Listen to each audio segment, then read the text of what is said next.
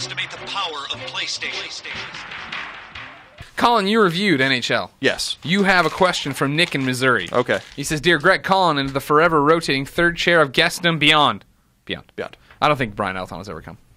With EA access, giving Xbox One users an entire early look at the NHL, blah, blah, blah, the internet was flaming inferno of anger and confusion as users reported that close to a third of the game's features aren't in the current gen version of NHL 15. These features range from not having a 3-star player selection at the end of each game to not being able to sim to your next shift and be a pro mode, which completely kills that game mode, having to watch the CPU play.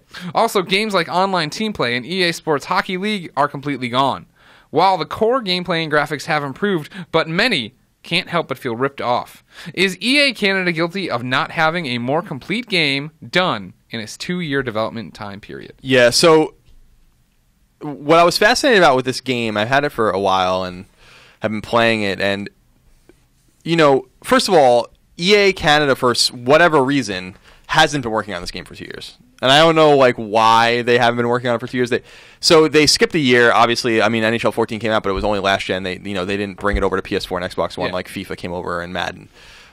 So the assumption was that for 2 years they've been working on that build while they were also working on the current gen versions, but that wasn't the case. Apparently, they only started working on NHL 15 for PS4 and Xbox One after the game, had come out only on PS3 and Xbox 360 the year before, so they had like 11 months to make the game. And from how I understand it is that certain franchises at EA go first. So, and I don't mean that in importance, just like the tech is tested in games like FIFA and Madden, and then the other guys borrow from it and make their games on the platforms too. Oh dear. Yawning.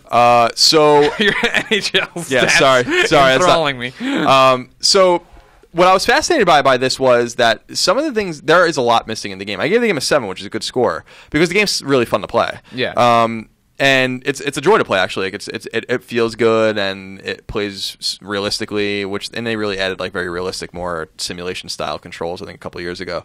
But there's a lot missing too, and some of it I don't really care about. I mean, EA SHL and online team play are things that I wouldn't use, but a lot of people do, and like those not being there is pretty egregious because people like that stuff.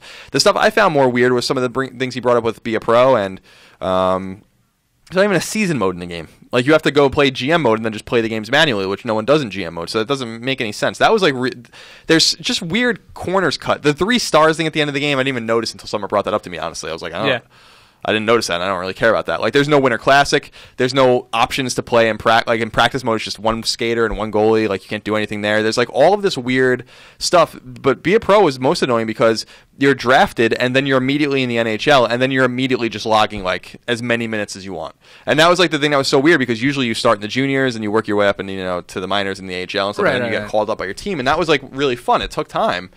And you could, simulate through when you're not on the ice and stuff like that.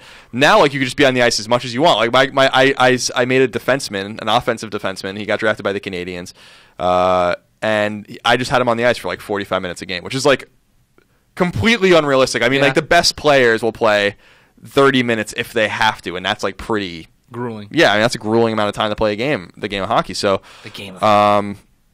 There is a lot missing in the game. I sympathize with them in the sense that if they really didn't have a year, they did the best they could, but that doesn't matter to us. That doesn't matter to the consumer, the people that are buying the game, playing the game. I think the game plays well. I lament the lack of modes too, because I actually think NHL is arguably their strongest series. And it's really a shame that they let people down this year.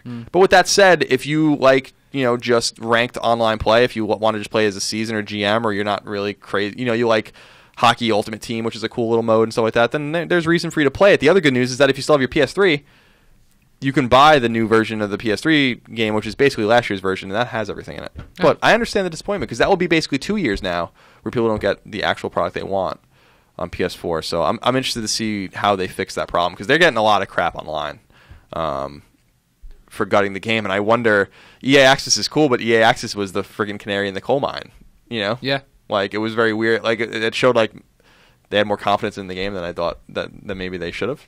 I don't know. All right. It's an interesting story, though. One you'll get to the bottom of. Probably not. I mean, I'm probably going to play it a little bit more and then just move on to next year when it's all back and you'll be happy. Yeah, they'll bring it back. I do understand what people are saying, though, when they're like, next year they're going to be like, the most popular mode is back and stuff. Like, where the hell did it go in the first place? Yeah. Like, that kind of stuff's going to be shady if they do that.